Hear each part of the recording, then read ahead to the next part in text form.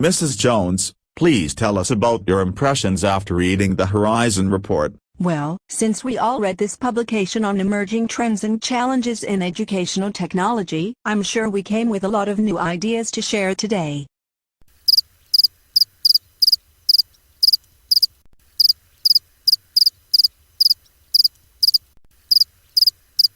Well, I'll be happy to lead this discussion. I found that the most significant challenge for our school may be to blend formal and informal learning. In other words, we need to move away from the traditional lecture and test model so that our students get real-world experience in and out of the classroom. We need to design and integrate environments which facilitate learning. In this way, students can take more responsibility for their own educational experience. We do our students a disservice if we don't teach them how to learn in the digital age. They need to be able to use resources to support their own learning needs. With integration of technology, students are shown to be more engaged, more likely to master the learning objectives, and able to transfer their skills to real situations. I know I'd be a lot more engaged if you weren't just talking about how great technology is. Hey, give her a break. Can't you see the old school chalkboard back there? Look around you. Just exactly where is this technology we are supposed to be using? Before we spend any money on technology, could we take care of this rodent problem?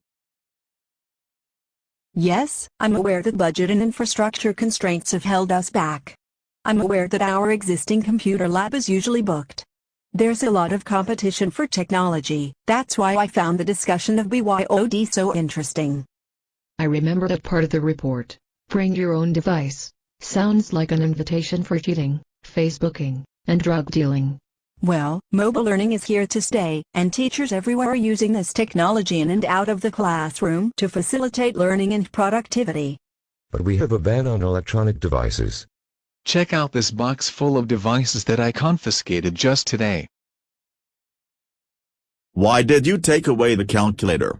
You are a math teacher. Well, I took away one girl's iPhone because she was using it as a calculator, so it only seemed fair.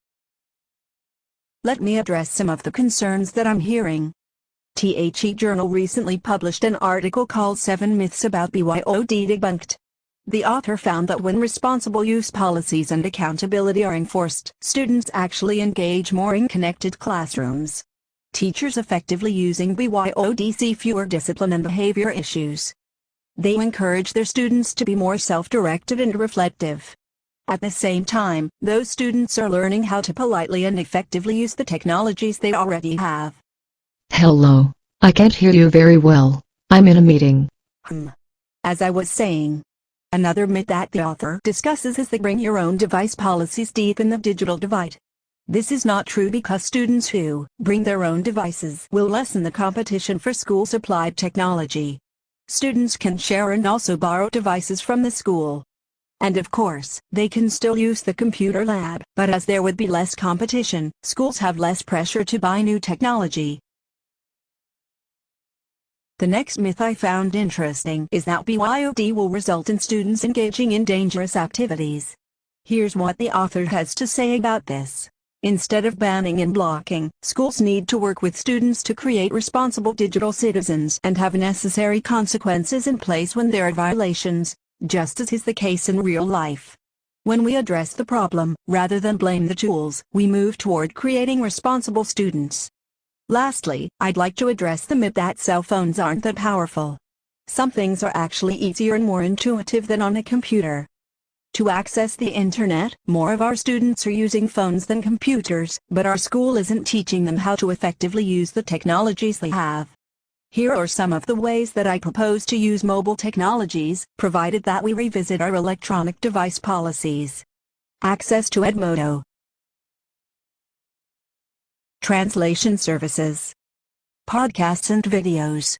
Easy file sharing, recording multimedia content for assignments and presentations, playing games and engaging in collaborative activities. In closing, to better bridge the gap between formal and informal learning, I believe that BYOD is a logical step for our school.